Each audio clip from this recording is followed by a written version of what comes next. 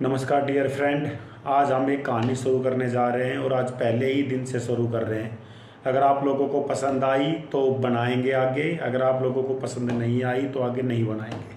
हम आज बात कर रहे हैं ताजमहल के बारे में। आप सबको पता है कि ताजमहल आगरा में है, लेकिन आपको एक बात नहीं पता होगी कि ताजमहल आगरा में बनना ही नहीं था।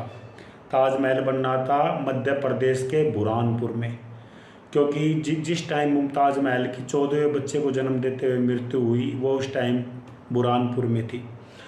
लेकिन शाहजहाँ की जो पत्नी है वो 14वें बच्चे को जन्म देते हुए जब मरी तो उसने शाहजहाँ के आगे दो शर्त रखी कि आप एक तो मेरे लिए एक मकबरा बनाओगे और दूसरी शर्त ये थी कि आप अपनी जो उसके तो कई शादियाँ हुई थी शाहजहाँ की, लेकिन मुमताज़ ने कहा कि आप जो है किसी और अपनी पत्नी से बच्चे पैदा नहीं करोगे।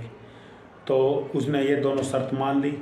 तो मकबरा बनाने के लिए बुरहानपुर में एक जगह चुनी गई, लेकिन जो अहमद उस्ताद था जो जिसने ताजमहल बनाया था उसने बताया कि बुरहानपुर की जो मिट्टी है उसके अंदर बहुत ज़्यादा दिमक है, वहाँ पे जो नींव हम लकड़ियों से बनाएंगे वो ज़्यादा दिन टिक नहीं पाएगी, इमारत थोड़े दिन में ही ढह जाएगी। फिर उसके बाद जगह तलाश की गई। जगह तलाश करते करते जो है जगह तलाश करते करते पहुँचे कहाँ पे, क्या नाम है, अपने आगरा में। तो लेकिन जो आगरा में जो ज़मीन थी वो थी राजा जयसिंह की। अब राजा जयसिंह ने वो ज़मीन देने से मना कर दिया। शाहजहाँ ने उससे विनती करी और उसको बोला कि तुम्हें जितनी पैसे चाहिए हम देंगे, लेकिन ये ज़मीन मेरे को दे दो। इस बात के ऊपर राजा जयसिंह ने जो है वो ज़मीन किसको दे दी, शाहजहाँ को दे दी। और उसके बाद जो है जो मुमताज़ की मृत्यु अपने 14वें बच्चे को जन्म देते हुए 17 जून 1631 में उसकी मृत्यु हुई थी, जब वह बहुत ज़्यादा बीमार थी, जो मुमताज़ महल है वो। उसके बाद आगरा में जो है उस जो यमुना नदी है उसके किनारे ज़मीन को बराबर किया गया और ज़मीन को बराबर करने के बाद जो है ज़मीन को बराबर किया गया और 1661 में जो है ताजमहल बनने का काम शुरू हुआ, जिसमें 20,000 मजदूर लगे हुए थे। तो आप लोगों ने ये बहुत ज़्यादा सुना है कि ताजमहल बनने के बाद जो है शाहजहाँ ने उनके मज़दूरों के हाथ कटवा दिए थे। ये इस चीज़ का कोई रिकॉर्ड नहीं है, ये जो है फैक है या लोगों ने जैसे बनाई है मुझे नहीं पता। लेकिन जो है एक बात पक्की है कि जो मज़दूर थे उन मज़दूरों में से 1500 मज़दूर अपने मध्य प्रदेश के बुरहानपुर से ही गए थे, लेकिन वे कभी मज़दूर वापस नहीं आए। वे वहीं पे रहे, मरे वहीं पे, लेकिन वापस वहाँ से नहीं आए।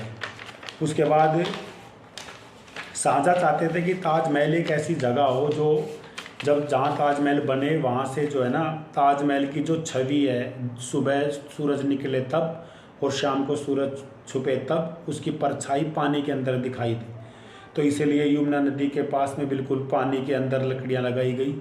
जो ताजमहल की जो नींव बनाई गई वो लकड़ियाँ ऐसी थी कि वो जितने दिन पानी में रहेगी उतने दिन ही अच्छी रहेगी, गलेगी नहीं, उतनी ही मजबूत होगी। पर उसके बाद क्या हुआ,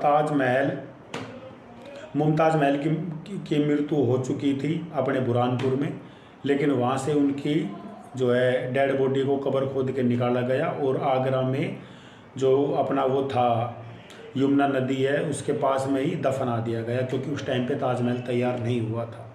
उसके बाद ताजमहल तैयार होने के बाद मुमताज़ महल की बॉडी यमुना नदी के पास से निकाल के ताजमहल में दफना दी गई और उसके बाद कभी नहीं निकली। तो ताजमहल बनने के 16 साल बाद 1959 में जो है शाहजहाँ के ही बेटे औरंगजेब ने उसको शाहजहाँ को कैद कर लिया। और जो औरंगजेब था वो शाहजहाँ और मुमताज़ उन दोनों का ही बेटा था। उसके बाद उसको जेल में डाल दिया शाहजहाँ को। और उसके बाद जो है उस टाइम पे ताजमहल बनने में करीबन 4 करोड़ रुपए का खर्च आया था, लेकिन शाहजहाँ जब जेल में थे तो बहुत ज़्यादा बीमार हो गए थे और उनकी आखिरी इच्छा थी कि जब वो मरे तो उनको भी जो है मुमताज़ महल की बराबर में दफनाया जाए। तो ऐसे ही हुआ, जब उनकी मृत्यु हुई तो उनको मुमताज़ महल के बराबर में दफना दिया गया और वे कब्रें आज भी है। लेकिन उसके बाद क्या हुआ, जब भारत देश गुलाम हुआ तो अंग्रेज़ों ने ताजमहल के ऊपर बहुत ज़्यादा अन्याय किया। वहाँ से जो बेशकीमती पत्थर थे, हीरे मोती थे, वे निकाल लिए गए। उसके बाद अंग्रेज़ों ने प्लान कर लिया था कि ताजमहल को तोड़ दिया जाएगा। लेकिन फिर कुछ अच्छे अंग्रेज़ अफसर आए जिन्होंने भाई ये कहा कि नहीं, एक प्यार की जो है एक ये मिसाल है, अच्छे अंग्रेज़ थे। तो उन्होंने फिर ताजमहल की सेफ्टी करना शुरू कर दिया और ताजमहल को नहीं तोड़ा गया।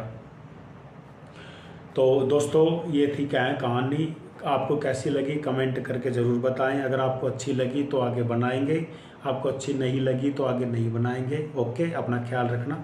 खुदा हाफिज़।